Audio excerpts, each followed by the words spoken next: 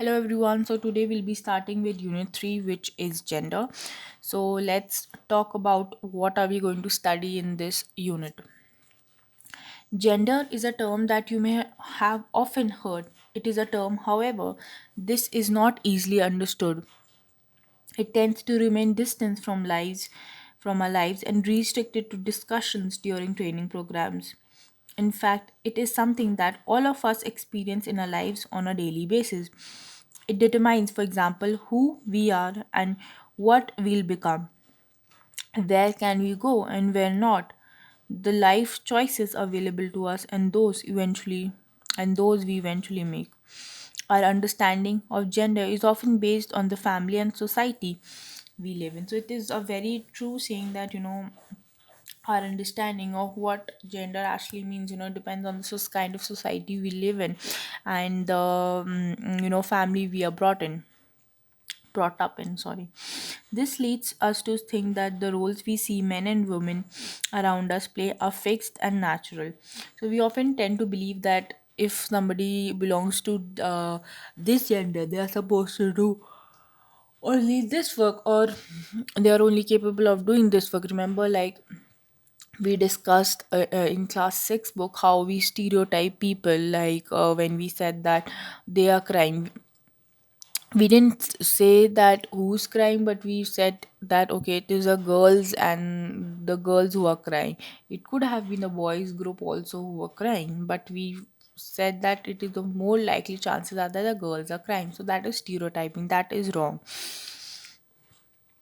This leads us to think that the roles we see men and women around us play are fixed and natural. In fact, these roles differ across communities around the world. We often tend to believe that this is done to be done by this gender, this is to be done by the other gender, but these roles, they differ across communities. In some communities, one work might be done by this gender. Similarly, the same work might could have been done by another gender. It's not fixed by gender. Then we mean the many social values and stereotypes our culture attached to the biological distinction male and female. If we talk biologically, then it's just the distinction between male and female. And but these are the many social values and stereotypes which our culture has attached just to distinguish between the two genders biologically, which are uh, male and female. It is a term that helps us to understand many of the inequalities and power relations between men and women in our society. We also come across the uh, inequalities and power relations between men and women, just because they both are just because they both belong to particular gender. Okay, the following two chapters explore the concept of gender without actually using the term. So we'll be studying the next two chapters on gender instead through different pedagogic tools like case studies, stories, classroom activities, data analysis, and photographs. Students are encouraged to question and think about their own lives and the society around them. Gender is often gender is often mistakenly thought to be something that concerns women or girls alone.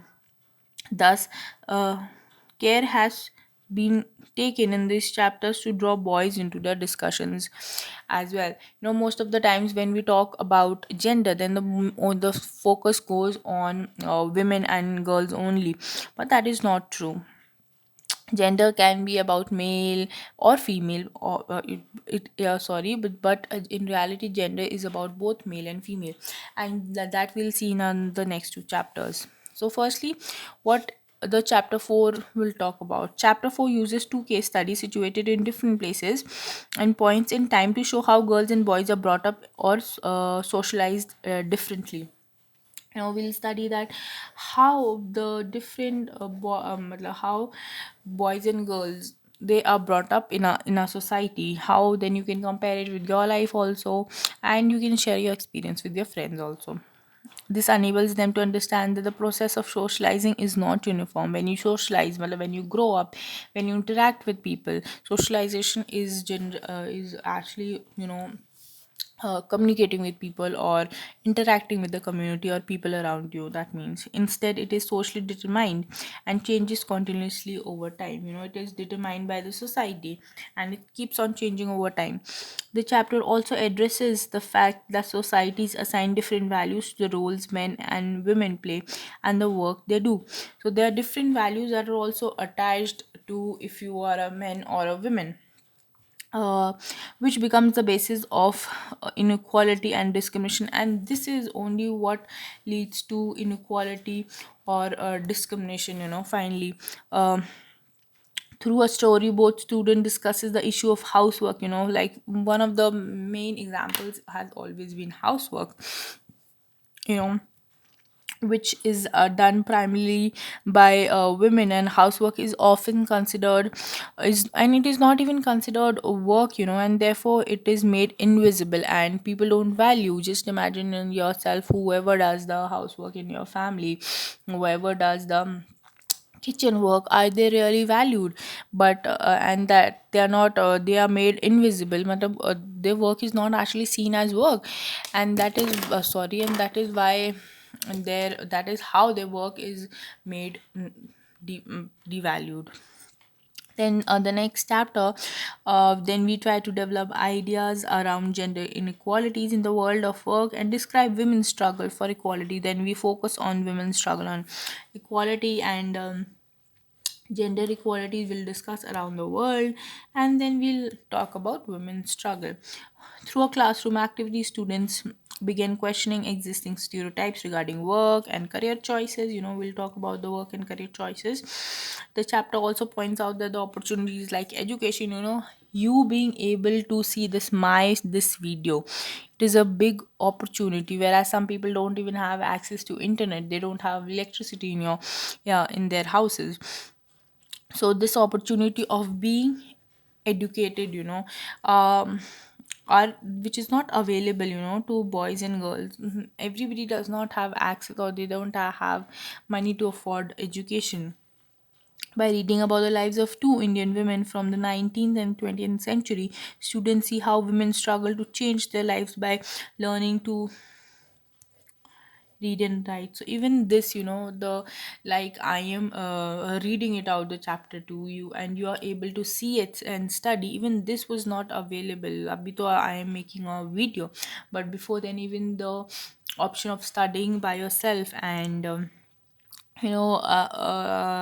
writing or reading was not available to women, and they had to make change in their lives, struggle to their life to bring about a change on a large scale usually takes place through collective struggles. The chapter concludes with a photo essay that gives examples of different strategies the women's movement has used to fight for change.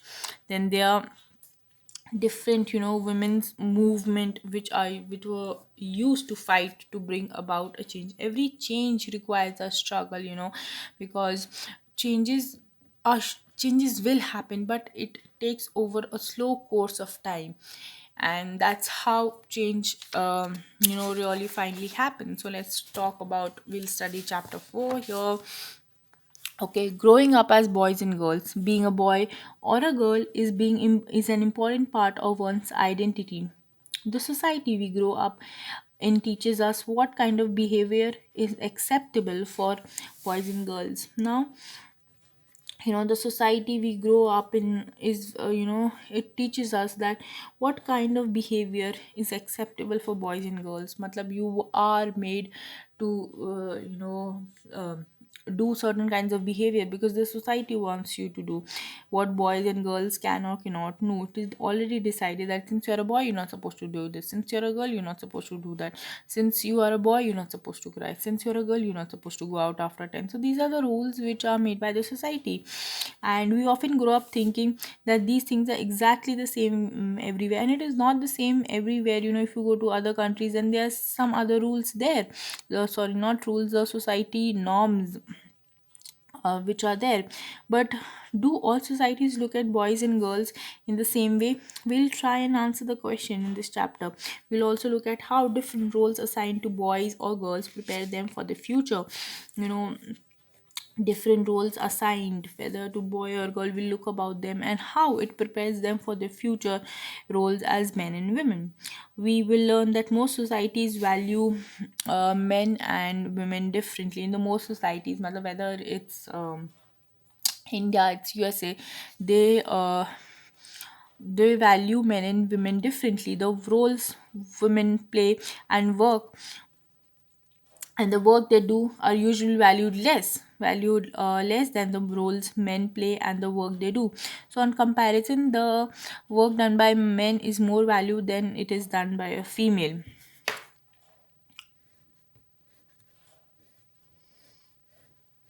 Okay, so this chapter will also examine how inequalities between men and women emerge in the area of work, and then we'll talk about how this inequality is more in the work area. Okay, then we are, yeah, growing up in Samau in the 1920s. The Samoan island is a part of a large group of small islands in the northern part of the Pacific Ocean. So we are talking about an island, how it was growing up like in that particular island. We are talking about that. In the 1920s, according to research reports on Samoan children, children did not go to school. They learned many things such as how to take care of children or do household roles from other children and from adults. Fishing was very common activity on the island. Young people therefore learned to undertake long fishing expeditions, but they learned these things at different points in their life, in their childhood. As soon as the babies could walk, their mothers or adults no longer looked after them. Other older children, often as young as 5 years old, took over this responsibilities. Both boys and girls looked after the younger sibling. But by the time the boy was about 9 years old, he joined older boys in learning outdoor jobs like fishing, planting, and coconuts. Girls had to continue to looking after children or do errands for adults till they were teenagers. But once they became teenagers, they had much more freedom. After the age of 14 or so, girls went on fishing trips, worked in the plantation, learned how to weave baskets. Cooking was done in special cooking houses where boys were supposed to do most of the work while girls helped in the preparation. So, this is a class um, 7 Samoan child in a school uniform. In what ways do you explain? Do the experiences of Samoan children and teenagers differ from your own experiences of growing up? Is there anything this? Is there anything in this experience that you wish was part of your growing up? Okay, so here we're talking about that in Samoan Island, how children didn't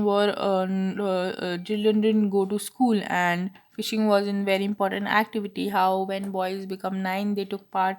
Um, they joined other elder boys and older boys, and then they learned outdoor activities like fishing and planting coconuts and etc., whereas the girls helped in the preparation of the housework. And on also, I like to point out that after the girls turned 14, even they were allowed to go to make fishing trips or work in the plantation, but or and even weave baskets. But cooking was supposed to be done in special cooking houses where boys was whereas boys would mostly do the work, outside work. So here is a comparison between how growing up between men and women, between boys and girls were done in Samoan Island. Now we talking about, first we talk about different other than India. Now we talking about India. Growing up male in Madhya Pradesh in the 1960s. So Madhya Pradesh is a central country, is a central state in our country, India. The following is adapted from an account of experiences of being in a small town in Madhya Pradesh in the 1960s. From class 6 onwards, boys and girls went to separate school. The girls' schools were designed very different from the boys' school. They had a central courtyard where they played where they played in total seclusion. uh, Here it's written, why do girls like to go to schools groups? So it's just a question that why do the girls go to school in groups? Okay. Safety. They had a central courtyard where they played in total seclusion and safety. Okay, so safety from the outside world. The boys had no such courtyard, and our playground was just a big space attached to the school. Every evening, once school was over, the boys watched as hundreds of schoolgirls crowded near the narrow street. As these girls walked past on the streets, they looked so purposeful. Okay. Mm, wait, sorry. Where is it? This was unlike the boys who used the street as a place to stand around idling to play or try out tricks with the bicycle. For the girls, the street was simply a place to get um straight home. The girls always went in groups, perhaps because they carried fear of being teased or attacked. So it was a question that why girls walk in groups and from school to home or home to school, because they're scared. They're scared from the fear of either being teased or attacked by somebody. After reading the two examples above, we realized that there are many different ways of growing up. Often we think that there's only one way in which children grow up. This is because we are most familiar with our own experiences. If we talk to elders in a family, we'll see that their childhood was probably very different from ours. So here we're discussing that in every community, in every country or in every society, how a child grows up and how what are the societal norms of the community norms are very different. It might be what I have experienced might be very different from what you have experienced, and that's the difference we are talking about, that all experiences are different. Make a drawing of a street or a park in your neighborhood. Show the different kinds of activities young boys and girls may have engaged in. Are there as many girls as probably in your many girls as boys in your drawing? Most probably you would have drawn fewer girls. Can you think of reasons why there are fewer girls or women fewer women or girls in your neighborhood streets, parks, and markets in the late evenings or at night? Are girls and boys doing different activities? Can you think of the reasons why this might be so? What would happen if you replace the girls with the boys and vice versa? So these are some of the questions. You can make a drawing of your street, and then you can even check by yourself what did you make girls more in your figure. Did you make the figure of girls more, or did you make the figure of boys more? You can then compare. Then, yeah, we talked about that how this thing different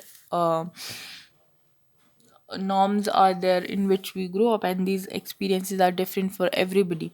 We also realize that the societies make clear distinctions between boys and girls. They began from a very young age. So these distinctions between boys and girls are made from a very young age. We are, for example, given different toys to play. Often, boys and girls are given different toys to play with. Boys are usually given cars to play with, and girls dolls. You would have seen the difference between cars and dolls. Both toys can be a lot of fun to play with. Whereas if you can play with both toys, of course, and if you even do, you'll realize that it's so fun whether it's a car or a doll. Both are equally enjoyable to play. Why are girls given dolls and boys cars? Toys become a way of telling children that they will have different futures when they become men and women. Because toys they have become a way to tell them that they will have different futures when they become men and women. If we think about it, the difference is created in the smallest and the most everyday things: how girls must dress, what games boys should play, or girls need to talk softly, or boys need to be tough. So these are different, rules which are made, and how we are taught that this is your role, this is how you're gonna dress up, and this is how you're gonna talk, etc. All these are the ways of telling children that they have specific roles to play when they grow up to be men and women. Later in life, this affects the subjects we can study or the careers we can choose. In most societies, including our own, the roles men and women play or the work they do are not valued equally. Men and women do not have the same status. Often the status which is given to men is not equal to the status given to women.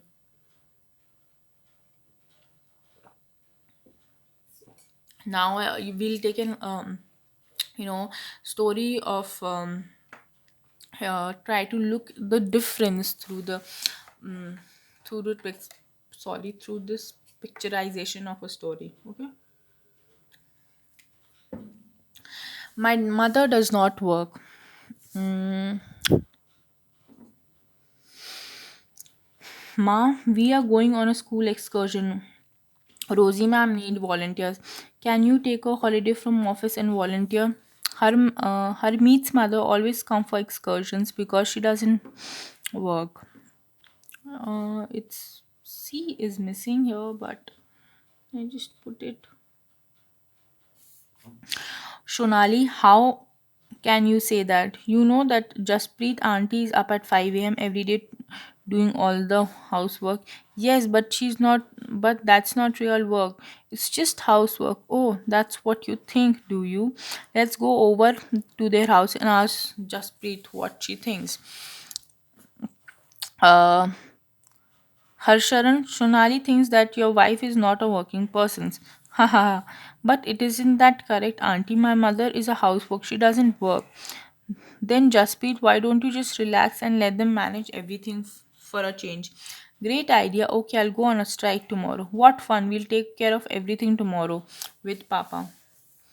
Next morning, 7:30 a.m. Oh God, look at the time. Where's my breakfast? Why aren't my children ready? How would I know? I'm on a strike, remember? Besides, Mangla has already taken leave today. Oh no, that's the school bus. I'll have to drop them in a car. Hurry, hurry, and ask Harpreet to switch on the pump. Uh, But what about the kids' lunch box? Oh, no, forgot about that.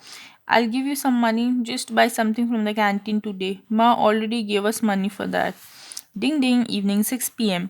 I'm exhausted. How about some tea? Oh, I forgot your strike. I'll make some myself. The house looks like it was hit by a hurricane. Did you expect it to remain exactly the same condition in which you left in the morning, dear? Harmeet, where on earth are the tea leaves? Hee hee, I wonder if they still believe I don't work, and now I have to remind them that Chachaji and Chachaji are coming for dinner. So here is an this sorry here is an what is story that happened in a house. So you know where we see that if one day a mother takes in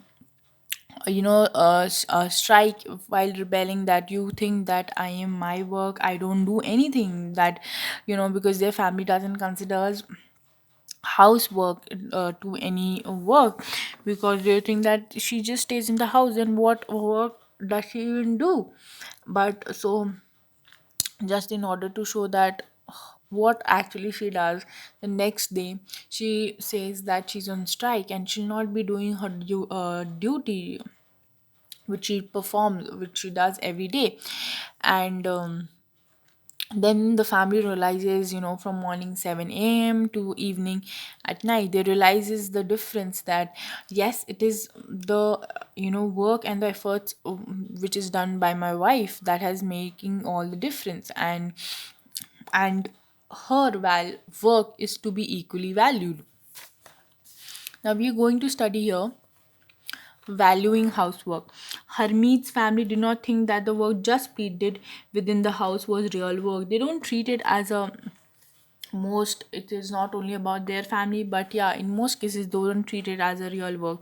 This feeling is not unique to their families across the world. The main responsibility of housework and caregiving tasks like looking for the family, especially the children, the elderly and sick members, lies with the women. Yet, as we've seen, the work that women do within the home is not recognized as work, not even recognized. All the caregiving, all looking after the elders, the young ones in the family, is done usually by the women, and it is not even recognized as work. It is also assumed that that this is something that comes naturally to women, and it is treated that this is so their job, matlab their thing only, and it comes so naturally, like somebody is good at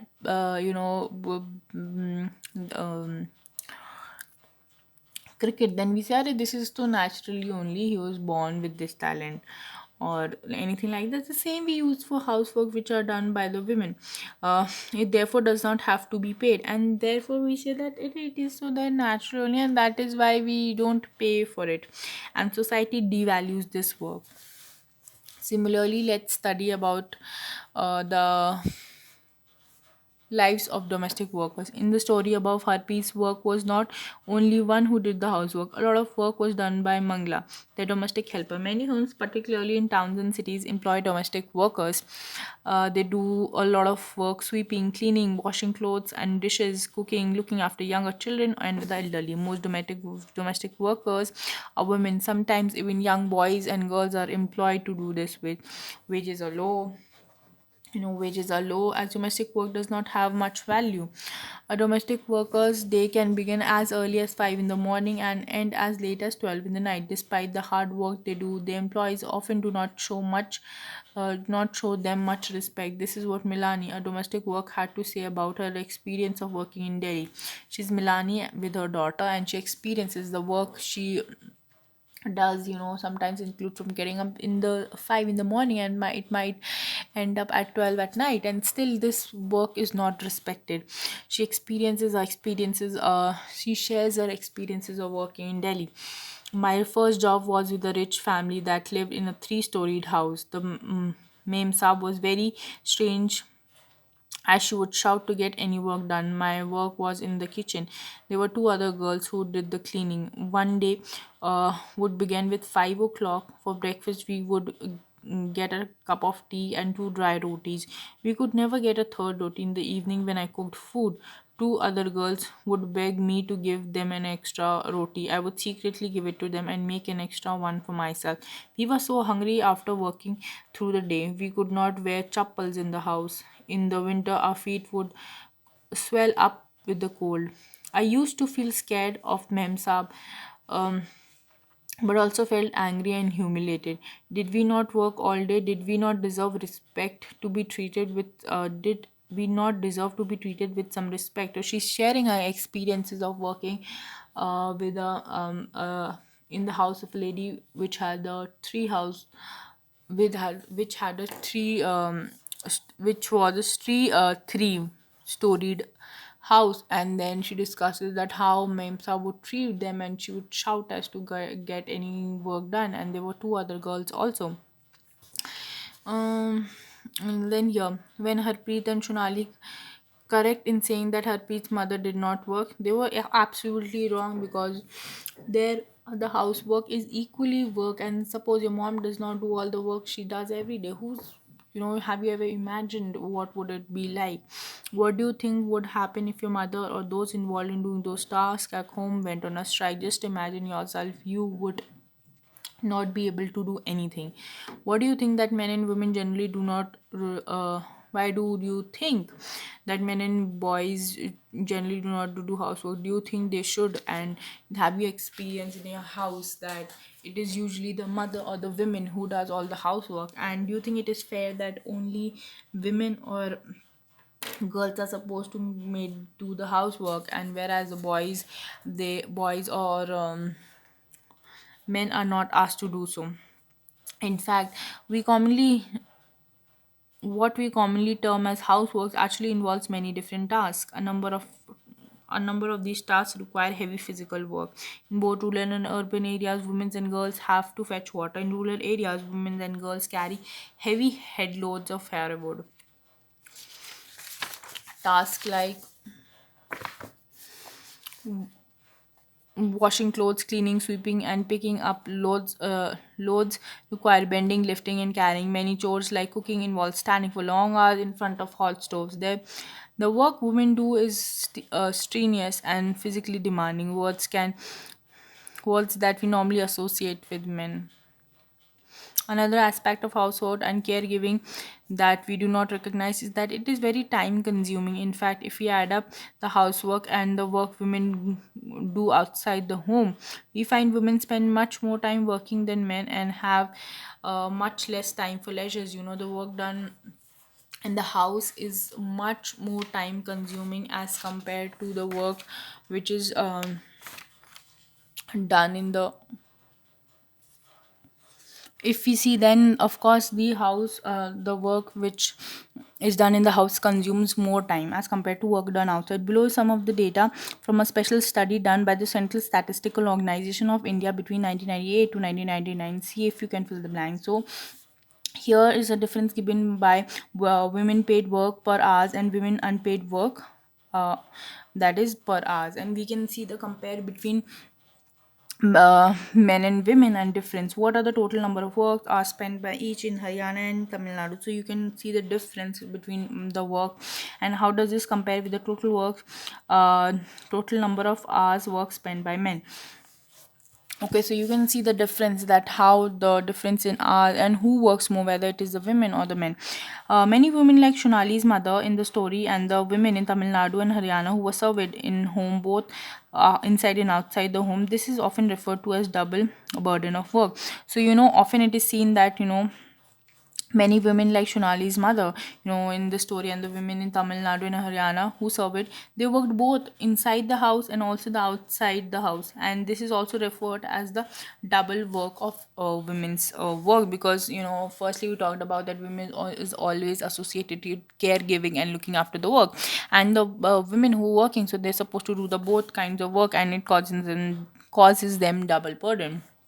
Women's work and equality, as we've seen in the low value attached to women's work, household women's sorry women's household and caregiving work is not an individual's or a family matter. It is part of the larger system of inequality between men and women. It therefore has to be dealt with through actions, not just at the level of individual or the family, but also at the level of government. As we now know, equality is an important principle of a constitution. The constitution says that being male or female should not become a reason of discrimination. In reality, inequality between the sexes exists. The government is therefore committed to understanding the reasons for this and taking positive steps to remedy the situation. For example, it recognizes the burden of childcare and housework which falls on women and girls. This naturally has an impact on whether girls can attend school, and it determines whether women can work outside and what kind of jobs caregivers they can have. The government has to set up anganwadis or childcare centers in several villages in the country. The government has passed laws that is mandatory for organizations that have more than 30 women employees to provide crèche facilities. The provisions of crèche helps many women to take up employment outside the house. It also makes it possible for more girls to attend school. So that's how it is shown here. So we've already